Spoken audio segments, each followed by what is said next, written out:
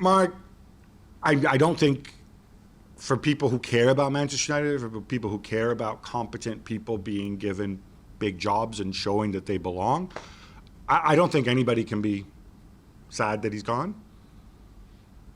They made the right, for the good of the club, they made the right decision, right? Oh, absolutely, they made the right decision. Maybe at least 4 weeks too late, but maybe 2.5 years too late. I don't think Ole was. But right now they made the right decision, right? And you're not going to dispute that. So we got that out of the way. I just want to make sure we all agree. We're not going to have a debate that they should have given Ole more time because Fergie got 5 years. Okay, let's move on to the next thing. So less time for sure. Mark, I just want to understand what's going to happen next is Michael Carrick has been appointed as a caretaker manager.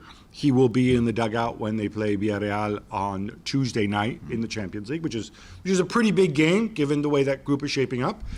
And then they're going to appoint an interim manager until the end of the season. And then they're going to go for the guy they really want.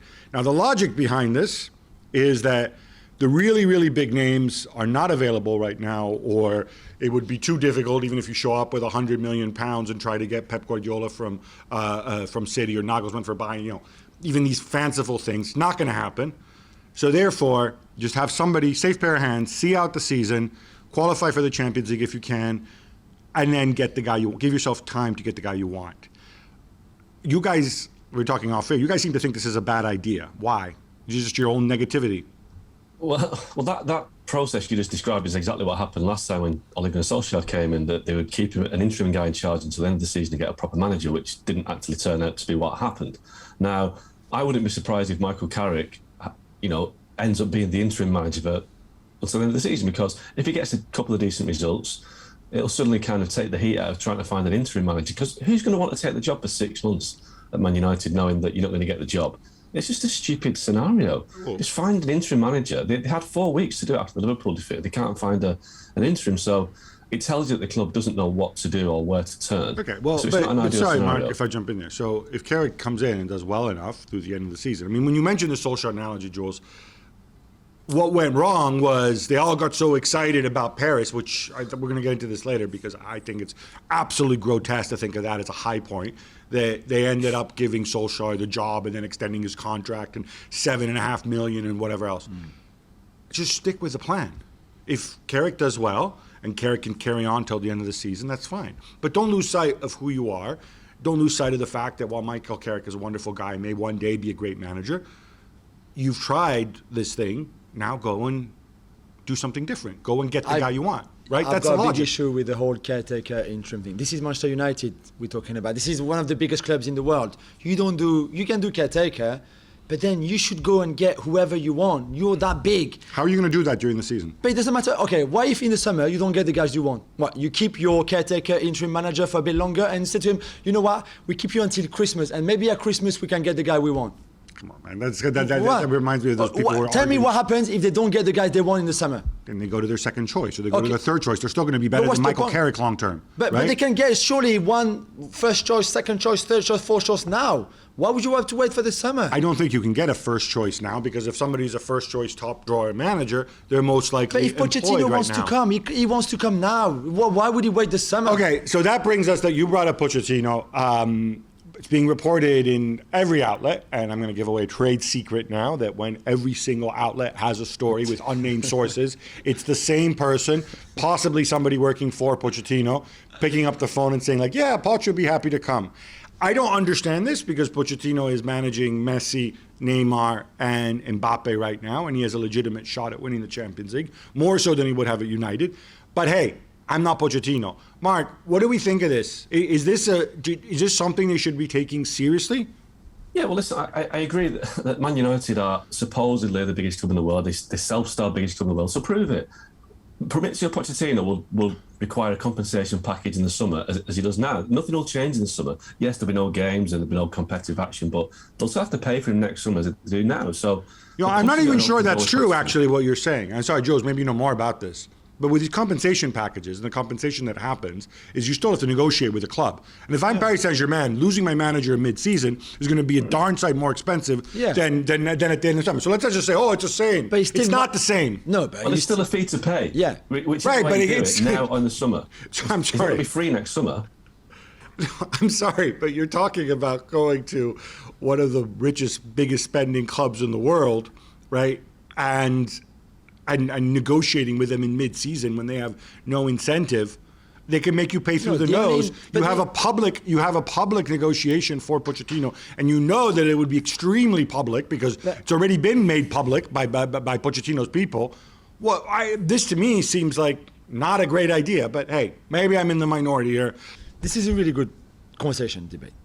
Aston Villa. Thank you. Aston Villa wanted a manager that was already in the job. Yeah, they could have said, okay, we're gonna have John. What's the random name that you say in English, like for like a random English Joe guy? Blogs. Yeah, we're gonna have Joe Blogs as an interim coach now until the end of the season, and then in the end of the season we're gonna get Steven Gerrard from Rangers. Right? It could have, yeah. That's why you saying about Poch, but Gerrard.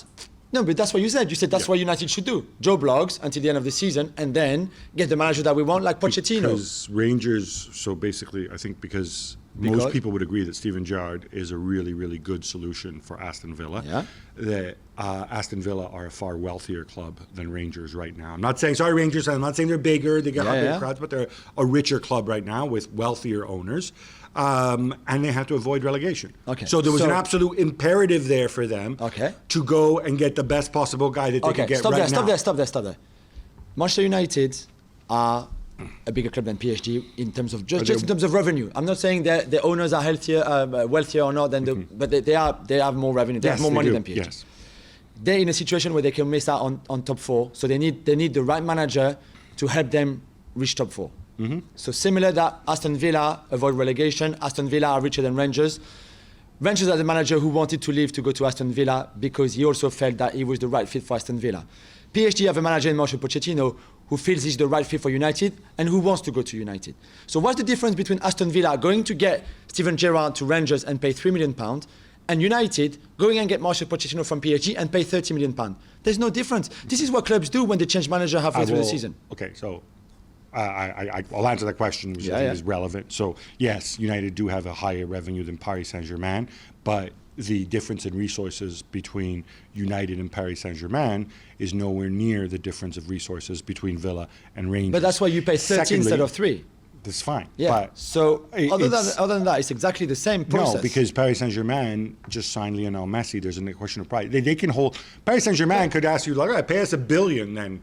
Glazers, send us Avram here to work in the kitchen for a year. Have a manager who can go and see them and say, you know what, I want to leave this club to go to United. It's fine. That's so fine. You don't ask for $1 billion when your manager wants to go. Let's wait for him. No. But I'm just saying to you. Let's see if he actually does that. It's the same. Secondly, the same process. Villa not finishing top 4. Villa getting relegated would be far more disastrous to them. You know what I mean? Now you're playing on words because you know I'm right. You know I'm right. It's exactly the same process, Gab. Exactly the same way. I don't. I see the situation differently. But let's talk about Pochettino specifically, Mark.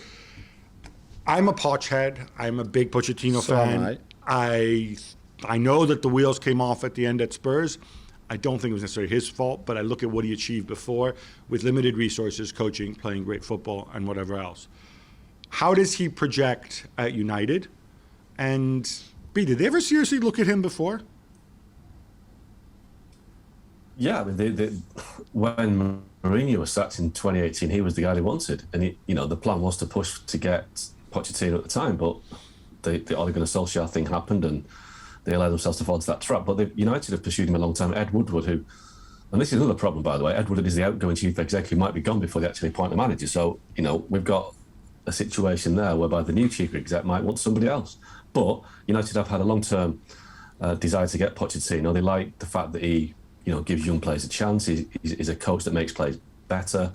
He works within a modern football system, a director of football, technical director, etc. So he ticks all the boxes. But it depends on having the audacity, ambition, whatever you want to call it, the boldness to go to PSG and offer to pay for their manager. Now, you both have valid points on this, in the sense that, yes, Man United can go and get him, but equally PSG don't need to sell, and they're a big, strong, powerful club. But it's the Premier League. The Premier League has a big sway over certainly the League One. We don't know whether Poch has got some sort of release clause in his contract which allows him to speak to an English club. His family's still back in London, so maybe there's something there. We don't know. But yes, he ticks all the boxes for United. But this will ultimately fall down, I believe, on the fact that United don't have a credible structure in place of people to get the deal done. We talk about Aston Villa and Gerrard. You know, they've got people like Christian Purslow who's worked in the game before. Oh, the Fernando Torres of football finance, that guy? Yeah, but still, he's got experience of working in the game. Right. The United guys. And Woodward's been in the job for 8 years. I mean, but they just make mistake after mistake. Okay. The thing about Ed Woodward is he doesn't know what he doesn't know, and that is the problem, in the sense that he thinks he has all the answers and he doesn't. Thanks so much for watching ESPN on YouTube. And for more sports highlights and analysis, be sure to download the ESPN app. And for premium content and live streaming, subscribe to ESPN Plus.